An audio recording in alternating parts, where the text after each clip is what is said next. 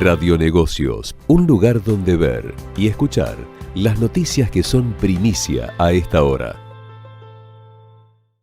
Bueno, muy bien, seguimos en Radio Negocios aquí en Ecomedios y ahora vamos a hablar de economía y vamos a presentar a un amigo especialista. Él, además, uno de los referentes de la economía en Infobae, el señor Daniel Estico, que lo tengo del otro lado de la pantalla y ya lo saludo. Dani, ¿cómo va? Alberto te saluda.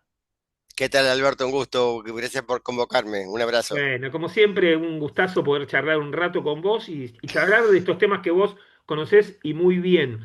El tema económico, básicamente. ¿Cómo ves ahora primero, cómo ves este momento económico de la Argentina? Sí, es un momento inédito. Esperemos que dure. Pero si uno hoy lo mira, es inédito. Que Argentina haya podido recuperar en tan poco tiempo y que pocas veces lo tuvo el superávit fiscal, es una cosa que no existió nunca. Que encima no haya emisión para financiar al Tesoro, menos. Que no esté tomando el gobierno deuda para aumentar el financiamiento al Tesoro o para encubrir el déficit fiscal. ¿Por qué? Porque de pronto estuvimos en los tiempos de la convertibilidad, Alberto, vos te recordarás que Sí. también hubo épocas en que hubo superávit fiscal, pero era un superávit base caja, porque el Ah, superávit verdadero no existía. ¿Por qué? Porque cuando uno miraba después al mes siguiente, con un poco más de rezago, la variación de la deuda pública iba creciendo. Tú decís, bueno, la caja me dice una cosa, pero la realidad me dice otra. ¿Por qué? Porque este invento de la base caja lo trajo allá por los años, si mal no recuerdo, 80 o por principios de los 90, un ex ministro de Economía de Brasil, Arminio Fraga. Y como tenía dificultades Brasil con las cuentas fiscales, para no mostrar el resultado fiscal, dijo, vamos a empezar a medirlo no en forma por el devengado, que era un poco, yo me acuerdo que cuando empecé los primeros palotes en economía como analista de coyuntura, allá por mediados de los 70, o sea, 76, 77, y más activamente en los 80, ya ahí recibido, eh, lo que había era bueno, metodología internacional. te agarró de joven. Hoy se cumplen 50 años esta semana del Rodrigazo. Así que te Exactamente, agarró. y lo viví porque yo en el pleno Rodrigazo estaba transitando, si mal no recuerdo, el Sí, hay segundo o algo que no se dice. tercer año de economía. Sí, yo te digo porque a mi papá le pasó algo interesante, ¿no? Mi papá compró una propiedad afuera, en San Bernardo, y la Ajá, compró en pesos, a pagar en pesos fijos. Y la gente, los jóvenes de hoy no saben ni de lo que estamos hablando, pero en ese momento, antes del Rodrigazo, la gente vendía las cosas en pesos fijos. Y cuando lo ganó claro, el Rodrigazo, a mi papá le daba vergüenza ir a pagarle las cuotas la de la cuota, casa. Ya la casa no vale, es decir, con la plata que él que había vendido la casa, el hombre que le vendió la casa no podía hacer, no podía comprar nada, ¿no? exacto, Y- exacto. y eso fue en esa época un tema desde donde ahí venimos, ¿no? Exactamente. Entonces, todos esos desequilibrios se simulaban diciendo, bueno, vamos a mostrar las cuentas en base caja. ¿Qué significa mostrar las cuentas en base caja? Que yo voy a computar del gasto, de lo que ejecuté del gasto, lo que pago. Y voy a computar de los ingresos lo que realmente me ingresa. Generalmente no hay diferencia en los ingresos, porque entre lo que se ingresa y lo que se devenga es casi lo mismo. Pero el gasto, yo lo ejecuto, o sea, ya tengo el compromiso, está devengado, pero no pagado. Lo puedo pagar a los 30, a los 90, a los 120 días. ¿Te acordabas cuando estaba Telam?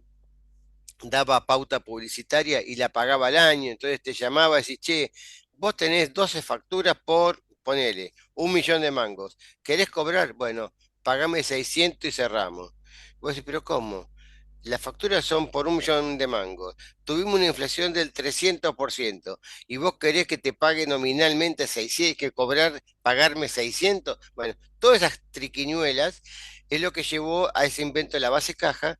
Y entonces en los 90, cuando había superávit fiscal base caja. Cuando uno miraba la deuda y la deuda crecía. ¿Por qué? Porque Claro, había déficit, gastaba más de la cuenta, pero no lo mostraba. claro. Entonces, ahora es inédito también ese fenómeno. Y también Pero es también, inédito que, no, digo, también es para cerrar la inédito. idea, ¿no? Para cerrar la idea, que, que junto con todo eso estemos con flotación cambiaria sin intervención. Es cierto que inicialmente con una brecha muy amplia, pero después lo podemos comentar. Entonces, creo que del punto de vista estrictamente económico, de dónde veníamos y dónde estamos con la política económica, creo que esto si logramos que perdure, es un antes y un después para el conjunto de los 47 millones, independientemente de bandería política. Bueno, también es cierto que no hay pauta oficial, no hay obra pública y que en realidad se necesita obra pública para seguir avanzando, porque sacar los camiones, si uno quiere empezar a sacar los camiones de mayor producción del campo, si quiere llegar a los puertos y la obra pública, teniendo las rutas que tenemos, ruta 3, ruta 5, son desastrosas. Alguien lo va a tener que hacer. Ahí estaba escuchando que Redrado estuvo en la Cámara de la De la Construcción construcción. tratando de ver la posibilidad de que se reactiven los créditos externos, aunque sea para terminar con la obra pública que se necesita para sacar la producción de la Argentina, ¿no? Bueno, yo creo que ahí hay que tener cuidado. Yo ¿Cuál es el creo que tema? estoy a favor del gobierno, que la obra pública tiene que ejecutarse, pero con responsabilidad, no a cargo del Estado, que el Estado no es un Estado empresario, lo ha hecho mal.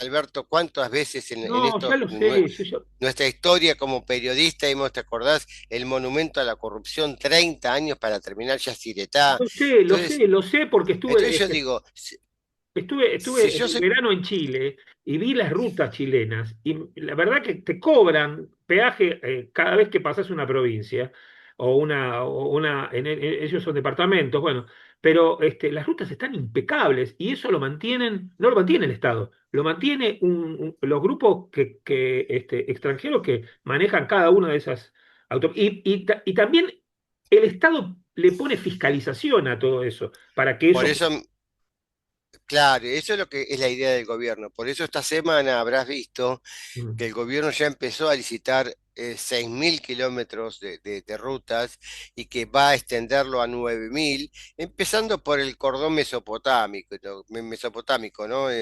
sí. Entre Ríos, Corrientes, Misiones y después conectividad con el litoral, con Santa Fe, pero que lo haga el sector privado y después cuando esté terminada la obra, por lo tanto te vas a tener que apurar para que después el gobierno de turno te diga, bueno, ahora yo te doy las rutas en concesión para que vos cobres los peajes y con cierta exigencia de mantenimiento, salubridad, etcétera, etcétera, recuperes la inversión. Pero yo Estado, lo único que hago es te marco el camino, pero lo haces vos, no lo hago más yo. ¿Por qué? Porque no ir más lejos, en los últimos 25 años, en gran parte de los últimos 25 años, te diría, de los últimos 25 años, por lo menos en 20, saco de ahí la gestión de Guillermo Dietrich con Mauricio Macri en el gobierno de Cambiemos, que ahí sí hubo obra en serio y ahí sí había ejecución.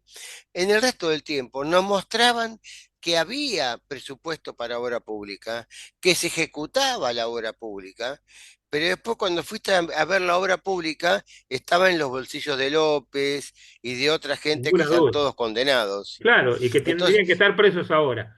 y que Ahora, tendrían que estar presos, y sin embargo todavía la Corte Suprema, que es tan lenta en la Argentina, creo que es uno de los peores poderes que tenemos, eh, no ha hecho nada por acelerar los tiempos, ¿no? Entonces, eh, cuando uno dice, ¿cómo hizo Luis Caputo para bajar el déficit fiscal de 5 puntos del PBI a cero en el primer mes? Y para que la audiencia que nos está escuchando en este momento, Alberto, le digo, 5 puntos de déficit fiscal equivale a 3 meses de recaudación. Claro. O sea, porque uno dice 5 puntos del PBI de déficit, es nada, es una cosa chiquita, que es 5%. No, son 3 meses, es como que vos me digas, che, yo tengo un ingreso de 1 millón de pesos en este momento y yo tengo un déficit todos los meses de 3 millones de pesos. Ajá. No podés vivir. Bueno, ahí estuviste publicando en Infobae que la recaudación tributaria creció menos que la inflación y está golpeando a las provincias. Claro, ¿por qué? Porque la recaudación tributaria cayó puntualmente y exclusivamente por la drástica caída del cobro del impuesto a las ganancias. ¿Por qué? Porque vos sabés, Alberto, que en la Argentina el impuesto a las ganancias, sobre todo de las empresas y también de particulares, se liquida anualmente en año calendario, toma el periodo enero-diciembre, pero se liquida en mayo.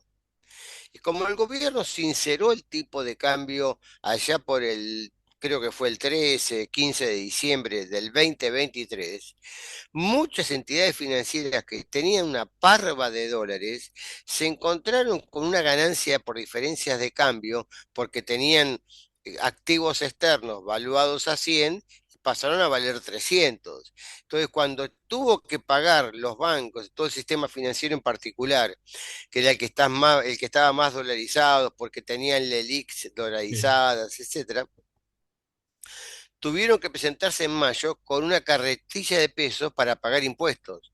Eso este mayo no ocurrió. Por eso la recaudación de ganancias cayó drásticamente nominalmente. Ujú. Ahora, cuando vos sacás ese fenómeno y mirás, ¿qué pasó con el IVA? Aumentó 2%.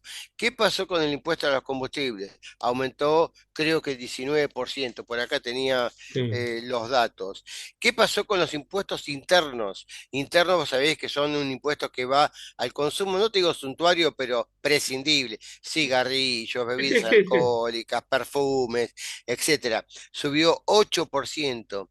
Derecho de importación, que está vinculado con la actividad económica y pese a la baja de aranceles de importación, aumentó 17%, en todos ajustados por inflación, o sea, con Ujú. una inflación del 47%, estos rubros aumentaron entre el 65 y el 80%. Y no te aburro más con tanto número, impuesto al cheque, que también es un impuesto sobre las transacciones diarias que pasan por banco, Sí, aumentaron, la barbaridad de por una sola vez. exacto, 20% en términos reales. Y por último, los recursos de la seguridad social, o sea, aportes y contribuciones patronales por la nómina salarial y por autónomos y por monotributo, creció 11%. ¿Por qué? Porque están aumentando los salarios en promedio.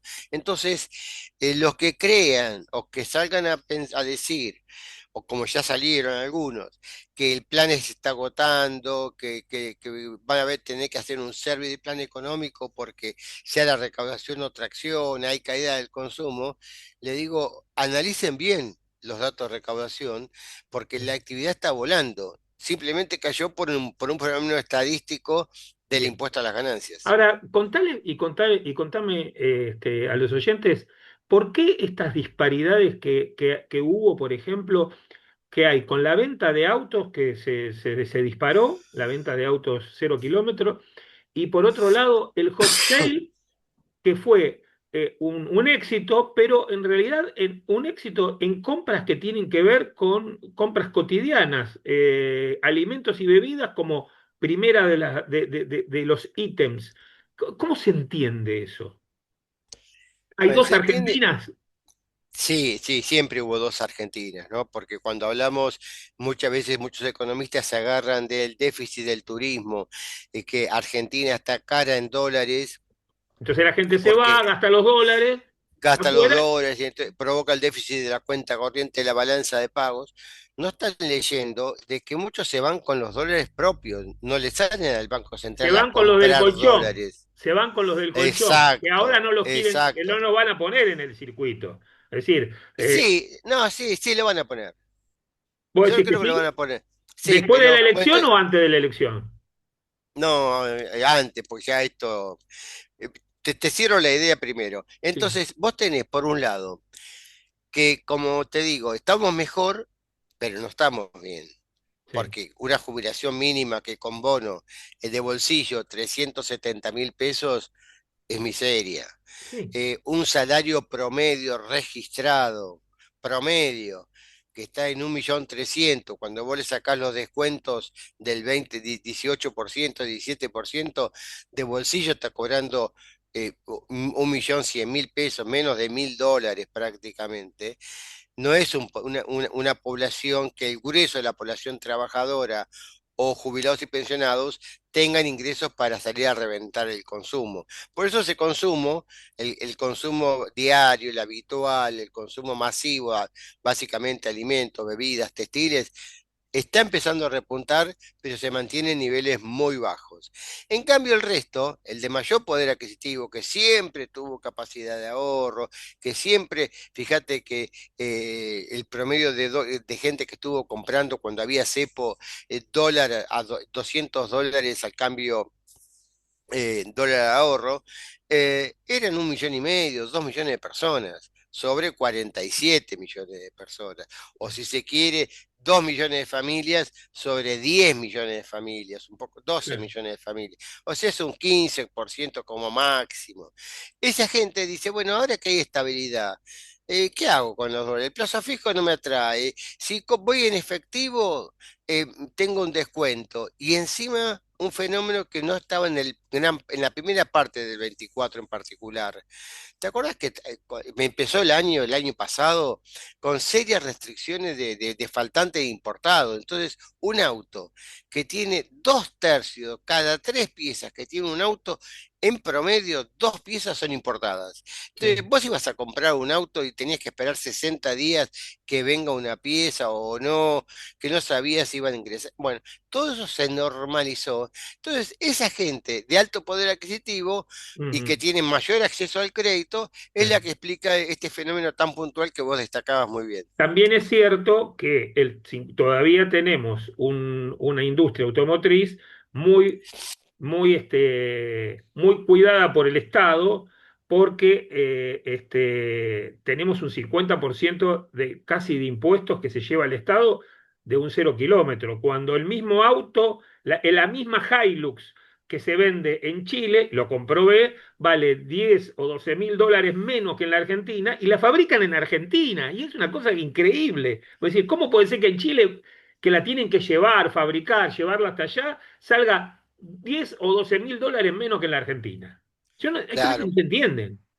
No, por eso digo, entonces yo lo que digo es, hace 18 meses que está este gobierno, ya empezó a bajar impuestos. Uno pensaba que el impuesto país iba a tener el recorrido del impuesto al cheque por única vez de emergencia y que iba a estar eternamente. Y el gobierno dijo, no, venció el 23 de diciembre, chau impuesto país, Sí. y lo eliminó. Es cierto que inicialmente lo tuvo que aumentar porque no tenía caja y era un impuesto fácil de recaudar. Bueno, Ujú. vamos a cobrarle a quien puede pagar. Pero el gobierno está eliminando impuestos, está bajando aranceles de importación, va a seguir bajando impuestos, con lo cual esa brecha de impuestos entre la Argentina y el vecindario tiende a reducirse. Por eso el ministro Caputo dijo con este plan que mencionaste al pasar, si los argentinos logran convencerse que es más atractivo salir del dólar, que estás en encanutado, que lo tenés bajo el colchón, y lo metés en el circuito financiero, sea para colocarlo al interés, porque ahora los bancos te están pagando interés por tener los dólares Sí. en una caja de ahorro, sea porque, como vos bien decías, voy a cambiar el auto, cambio la moto, cambio el departamento, compro la heladera. Mm. Bueno, toda esa plata va a empezar a generar pago de impuestos, con lo cual la recaudación va a crecer mucho más de lo que esperábamos, la economía va a crecer más rápido y por lo tanto yo voy a poder acelerar la baja de impuestos. Y tiró un número contundente, dijo, hoy la economía está creciendo a un ritmo del 4 al 5% por año. Si nosotros logramos que esa es parte de esos 400.000 millones de dólares que están en los colchones, Sí. se vayan salga incorporando al sistema formal de la a la economía, calle. porque, claro, porque yo hasta 45.000, $42.000 no te voy a pedir explicaciones, o sea, 50 millones de pesos, no te voy a pedir explicaciones. Y es una operación por mes, o sea, hasta, vos podés ir blanqueando o metiendo en el sistema. Ahora, el gobierno sabe que la mayoría de los dólares que están en el colchón son de gente laburante, de pequeños jubilados. ¿Por qué? Porque el gran ahorrista, el gran inversor, lo tiene en cuenta de Estados Unidos, no lo Claro, tiene en el seguro, pero colchón. ninguna duda de eso, sí, ya lo sé, lo tiene el Entonces, esa almacenero, gente, el verdulero, ahorra en dólares. A ver, que un verdulero en la Argentina tenga una camioneta Mercedes-Benz para ir a buscar y traer la verdura, eso no se vio nunca en ningún momento del país. Él sí, siempre iba con yo te una chata diría, vieja. Hoy van en Sprinter a buscar la verdura al mercado central. Y exacto, eso y es son, plata negra que se fue blanqueando en algún momento, y se fue poniendo en el mercado de alguna manera. Bueno, claro, Miguel, la verdad que una clase como siempre, la tuya, pero nada, quería charlar un rato con vos y charlar de estos temas que siempre nos apasionan tanto y que también nos hacen reflexionar muchas veces por qué lado, por qué camino tenemos que ir, ¿no? seguro, seguro. Por eso digo, yo creo que es importante lo que se está haciendo. Hay cosas que no me gustan para cerrar. No me gusta que sigan precios regulados, sobre todo en sectores privados, medicina privada, colegios. Eso hay que liberarlo de una vez por todas. No tiene Sí. razón de ser. Segundo, no me gusta que el gobierno le ponga un límite a las paritarias. Las paritarias tienen que ser libres. Si el empresario puede pagar un aumento de sueldo del 10, 15 o 20%, que lo pague. Lo que sí tiene que estar seguro el Estado o economía, que después ese empresario no puede ir a golpear la puerta, che, no me alcanza para pagar los sueldos, dame un subsidio, dame un plan de crisis, etcétera, porque entonces no podemos pagar 47 millones de habitantes las avivadas de un grupo de empresarios como ha ocurrido históricamente, ¿no? Por último, y vos que los conocés muy bien, dentro de poco se reúne AEA, que son los grandes empresarios de la Argentina, invitaron al gobernador de la provincia de Buenos Aires, Kicillof. Es decir, Kicillof se va a encontrar con Mañeto, y con todos los grandes empresarios. ¿Cómo ves eso de la política y la economía, esos empresarios que siempre, muchos de los cuales vivieron del Estado también, ¿no? Muchas veces. Bueno, yo creo que justamente en este cambio de época que estamos viendo en la política económica, me gustaría verla en el empresariado. Históricamente, en estos más de casi 50 años, 45 años que tengo como consultor, como economista, como Sí, periodista, he visto que siempre los empresarios han sido oficialistas, sean gobiernos militares, gobiernos peronistas, gobiernos libertarios. sí. Tenemos que dejarnos, tienen que tener un poco más de definición, de autoestima y ser lo que tienen que ser, empresarios y no vivir mal de la teta del Estado. Es decir, No, y no además, podés estar enemistado con el Estado, pero tampoco ser el socio en el cual lo sí. haces participar de tus pérdidas, pero nunca de tus ganancias, ¿no? Y además, concientizar que no, durante muchos años le metieron en la cabeza a la gente que ganar plata estaba mal. Y ganar plata está bien si se hace honradamente y justificadamente ante el fisco. Ahora, hay que decirle a la gente también que poner una empresa, ganar plata, ser un empresario, es ser un tipo que va para adelante y hace que el país vaya para adelante. No, Muchas veces eso se contradijo en la Argentina y ganaban los que siempre estaban acomodados a la almohadita del poder y por eso pasó lo que pasó en la Argentina, ¿no? así es. Para cerrar, te digo, yo justifico el comportamiento empresario que durante décadas han marcado precios en Sí. función de las expectativas de inflación o expectativas de devaluación, lo que fuere más alto. Bueno, ahora pareciera ser que es el tiempo de fijar precios en función no solo de lo que puede pagar tu consumidor al cual vos querés capturar, Sí, sino de tus reales costos. sí, Porque en la Argentina ningún costo está 100% dolarizado. Pero bueno, si no hacían eso, se hubieran fundido. Pero claro. ahora se están dando cuenta de que Que tus van a precios, tener que bajar los precios y que claro. van a tener que acomodar los precios a lo que la gente pide. Por eso bajó las naftas 4%, porque eso Aluar bajó los precios 25%, Ah, por eso grandes marcas de ropa bajaron los precios entre 30 y 40%, porque cuando miran los costos se dieron cuenta de que hay mucho colchón para recortar y empezar a transferir parte de esa baja de precios o de esos excesos de sí, precios sí. sobre sus costos, transferírselo a su gente, porque el Digamos que principio... ya se ganaron un año y pico, porque cuando lo hicieron, lo pensaron con $1 a 2.000. Ahora el dólar está Exacto, a 1.200 y tienen que retraerse. Daniel, claro, te agradezco exactamente. mucho el momento y nos seguimos viendo. Un abrazo grande. Gracias por acordarte. Un abrazo, Alberto. ¿Sabías que OMINT Cobertura Médica Nacional cuenta con planes que se ajustan a vos y a tus necesidades? Más de 55 años brindando la mejor atención médica, con servicio de telemedicina para acompañarte 24/7, una app para que hagas tus gestiones en minutos y club de beneficios y descuentos para socios en todo el país. OMINT, experiencia para lo que sigue. Bueno, muy bien, con esto cerramos el programa de hoy. Nos reencontramos el próximo jueves a las 4 de la tarde para hacer otro Radio Negocios Federal aquí en Ecomedios AM 1220. El jueves volvemos. ¿Saben por qué? Porque nadie puede regresar el pasado. Nosotros vamos por el futuro. Chau, hasta la semana que viene. Pásela bien.